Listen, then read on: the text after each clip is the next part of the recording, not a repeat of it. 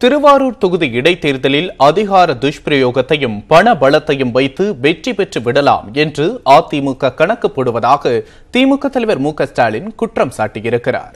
இது தொடர்பாக அவர் விடுத்துள்ள அறிக்கையில் திமுக தொண்டர்களுக்கு அவர் கடிதம் ஒன்றை எழுதியிருக்கிறார்.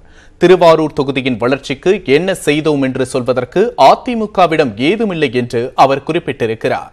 அதிகார துஷ்பிரயோகத்தையும் பண பலத்தையும் வைத்து திமுகவின் வெற்றியை பறித்துவிடலாம் என்று அதிமுக கணக்கு போடுவதாகவும் இதற்கு மத்தியில் ஆளும் அரசு முழு ஒத்துழைப்பு வழங்கும் என்றும் அவர்கள் நம்புவதாகவும் குற்றம் சாட்டியிருக்கிறார். தேர்தல் அறிவித்த பிறகு புயல் நிவாரணத்தை வழங்கலாம் என்று தேர்தல் ஆணையம் கூறியிருப்பதை விட வேறு ஏதாவது பச்சை மோசடி இருக்க முடியுமா என்றும் அவர் கேள்வி எழுப்பியிருக்கிறார்.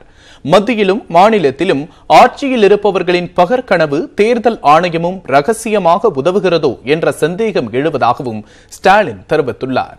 திருவாரூரில் வேட்பாளராக பூண்டி கலைவாணன் அறிவிக்கப்பட்டாலும் கருணாநிதியே போட்டியிடுகிறார் என்ற விழிப்புணர்வோடு தீவிரமாக பணியாற்றி சூழ்ச்சிகளை வீழ்த்தும் வியூகத்தை வகுக்க வேண்டுமென்று தொண்டர்களை மு.க.ஸ்டாலின் கேட்டுக் கொண்டுள்ளார்.